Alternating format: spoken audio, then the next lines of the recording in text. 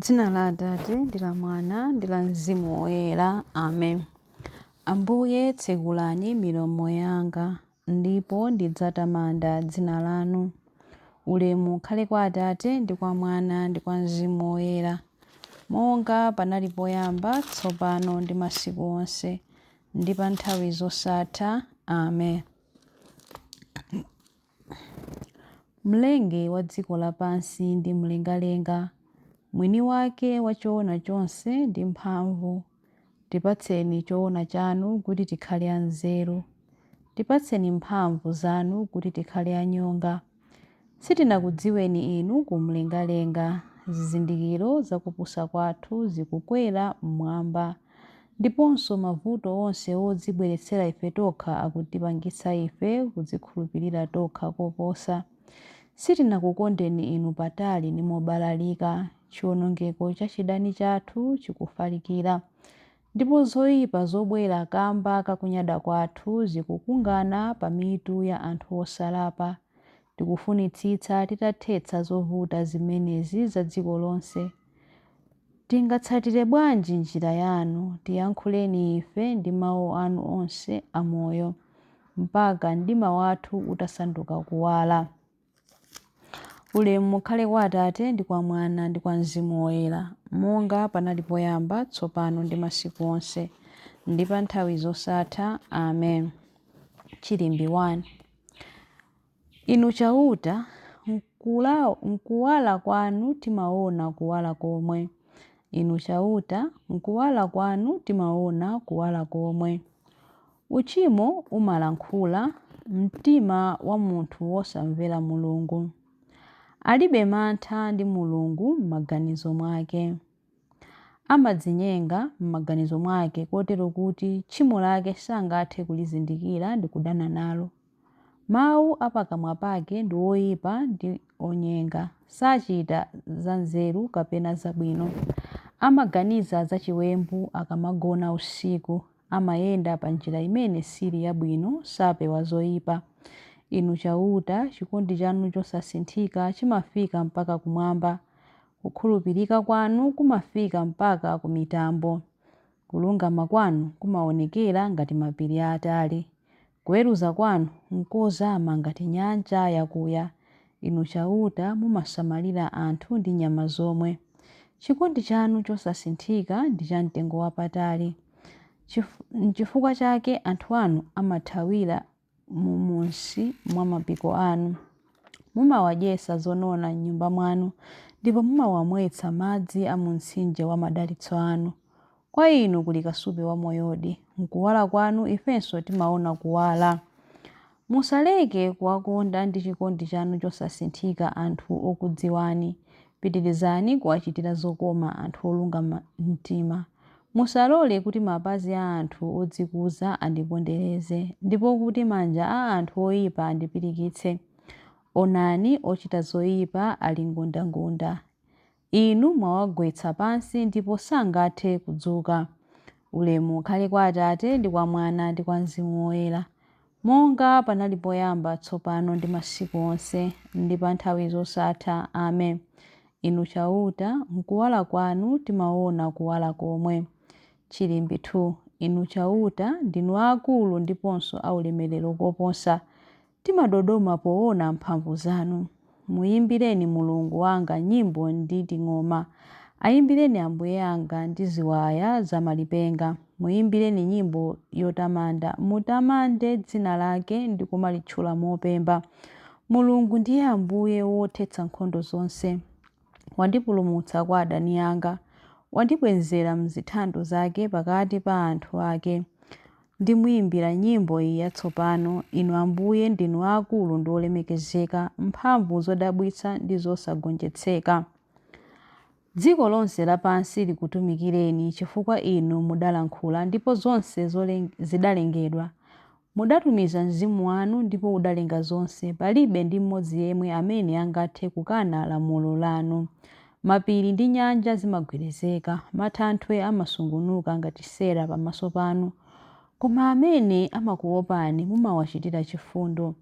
Ulemu ukhale kwa Atate ndi kwa Mwana ndi kwa Mzimu Woyera, monga panali poyamba tsopano ndi masiku onse ndi pa nthawi zosatha. Amen. Inu chauta ndinu akulu ndiponso aulemerero koposa, timadodoma poona mphamvu zanu. Chilimbe 3. Kondwani pamaso pa chauta poyimba nyimbo zomutamanda. Ombani m'manja inu anthu a mitundu yonse, fuwulani kwa Mulungu poyimba nyimbo zachimwemwe. Paja chauta wopambana zonse ndi woopsa, ndiye mfumu yayikulu pa dziko lonse lapansi. Iye adatigonjetsera anthu ambirimbiri, mitundu ina ya anthu adayiyika pansi pa ulamuliro wathu. Adatisankhulira dzikoli kuti likhale cholowa chathu. Adatipatsa ife anthu a Yakobe dziko lokomali, popeza amatikonda. Mulungu wakwera, anthu akumufuwulira. Chauta wakwera, akumuyimbira lipenga. Imbani nyimbo zotamanda Mulungu, imbani nyimbo zotamanda. Imbani nyimbo zotamanda mfumu yathu, imbani nyimbo zotamanda. Mulungu ndiye mfumu ya dziko lonse lapansi, imbani mwaluso nyimbo zotamanda. Mulungu amalamulira mitundu ya anthu, Mulungu amakhala pa mpando wake woyera wachifumu. Atsogoleri a anthu a mitundu ina yonse amasonkhana pamodzi ndi anthu a Mulungu wa Abrahamu, popeza mafumu onse apansi pano ndi ake a Mulungu. Iyeyo ndiye wamkulu kopambana. Ulemu ukhale kwa Atate ndi kwa Mwana ndi kwa Mzimu Woyera, monga panali poyamba tsopano ndi masiku onse ndi pa nthawi zosatha. Amen. Kondwani pamaso pa chauta poyimba nyimbo zomutamanda. Mawu a Mulungu. Mawu akuchokera mu buku la Yesaya 50 kuyambira verse 4b mpaka 7. Ambuye chauta anditsekula makutu, ndipo sindidawanyoze kapena kuwapandukira. Ndidaperekera msana wanga kwa ondimenya, ndiponso masaya anga kwa ondimwetula ndevu. Sindidawabisire nkhope ondinyoza ndi ondithira malovu, koma kunyoza kwawo sindikuvutika nako, chifukwa Ambuye chauta amandithandiza. N'chifukwa chake ndalimbitsa mtima wanga ngati mwala, ndikudziwa kuti sadzandichititsa manyazi. Mawu a Mulungu. Tithokoze Mulungu. Chiyankho. Mulungu mwini adzandipulumutsa ku msampha wa mlenje. Mulungu mwini adzandipulumutsa ku msampha wa mlenje. Kwa iwo amene angathe kunditchera ndi mawu awo onyenga ndi ku msampha wa mlenje. Ulemu ukhale kwa Atate ndi kwa Mwana ndi kwa Mzimu Woyera. Mulungu mwini adzandipulumutsa ku msampha wa mlenje. Chilimbi cha nyimbo ya Zakariya. Mukakhala okhulupirika ku chiphunzitso changa, akutero Ambuye, mudzakhaladi ophunzira anga. Mudzadziwa choona ndipo choonacho chidzakumasulani. Adalitsike Ambuye Mulungu wa Israeli, wadzayendera anthu ake ndi kuwawombola. Watiukitsira ife mpulumutsi wamphamvu, nyumba ya Davide mtumiki wake, monga adalonjezera ndi milomo ya anthu oyera, iwo amene adali aneneri pa nthawi yakale. Mpulumutsi amene adzatimasula ife kwa adani athu, ku manja a onse amene amadana nafe. Choncho chikondi chake pa makolo athu chakwaniritsidwa, ndiponso pangano chake choyera chakumbukiridwa. Adalumbira kwa Abrahamu atate athu kuti adzatilola ndi ufulu kumantha, ndi kupulumutsidwa m'manja mwa adani athu, kuti tithe kumutumikira Iye nkuyera ndi mwachilungamo masiku onse a moyo wathu pamaso pake.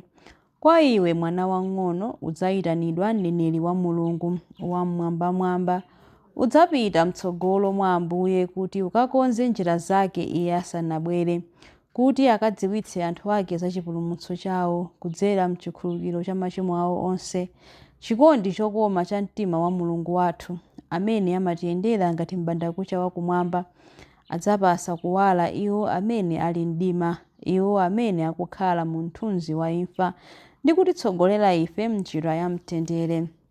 Ulemu ukhale kwa Atate ndi kwa Mwana ndi kwa Mzimu Woyera, monga panali poyamba tsopano ndi masiku onse ndi pa nthawi zosatha. Amen.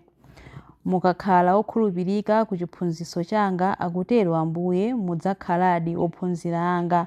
Mudzadziwa choona ndipo choonacho chidzakumasulani. Mapemphero. Wodala akhale Mulungu wopereka chipulumutso, amene adalamula kuti anthu asanduke chilengedwe chatsopano mwa Iye mwini. Pamene zonse zidzapangidwa mwatsopano ndi chikhulupiriro chachikulu, tiyeni timpemphe Iye kuti, Ambuye, tilengeni ife mwatsopano. Ambuye, mudalonjeza kumwamba kwatsopano ndi dziko lapansi latsopano. Tilengeni ife mwatsopano tsiku ndi tsiku kudzera mwa Mzimu wanu, kuti tithe kusangalala nanu mu Yerusalemu wakumwamba pa nthawi zosatha. Tithandizeni kugwira ntchito. Ambuye, tilengeni ife mwatsopano. Tithandizeni kugwira nanu ntchito yosandutsa dzikoli kukhala lamoyo ndi Mzimu wanu, kusandutsa dziko lino kukhala mzinda wa chilungamo, chikondi ndi mtendere. Ambuye, tilengeni ife mwatsopano. Tipulumutseni ife ku makhalidwe onse akunyalanyaza ndi ulesi, ndipo tipatseni ife chisangalalo mphatso zanu zachaulere. Ambuye, tilengeni ife mwatsopano. Tipulumutseni ife kwa zoyipa ndi ku ukapolo wa nzeru zimene zimatiphimba kuti tisamaone zabwino. Ambuye, tilengeni ife mwatsopano. Ambuye, tilengeni ife mwatsopano pamene tikupemphera kuti, Atate athu muli kumwamba, dzina lanu liyeretsedwe, ufumu wanu udze, kufuna kwanu kuchitidwe, monga kumwamba choncho pansi pano. Mutipatse ife lero chakudya chathu cha lero. Mutikhululukire ife zochimwa zathu, monga ifenso takhululukira adani athu. Musatisiye ife m'chinyengo, koma mutipulumutse ife kwa zoyipa. Amen. Tipemphere. Atate achifundo chonse, imvani mapemphero a ana anu olapa amene akubwera kwa inu mwachikondi. Unikirani maganizo athu ndi kuyeretsa mitima yathu. Tikupempha izi kudzera mwa Ambuye athu Yesu Khristu mwana wanu, amene ali ndi moyo ndi ufumu limodzi nanu ndi Mzimu Woyera, Mulungu tsopano ndi pa nthawi zosatha. Amen. Ambuye atidalitse, atiteteze ife ku zoyipa zonse ndi kutifikitsa ku moyo wosatha. Amen. Dzina la Atate ndi la Mwana ndi la Mzimu Woyera. Amen.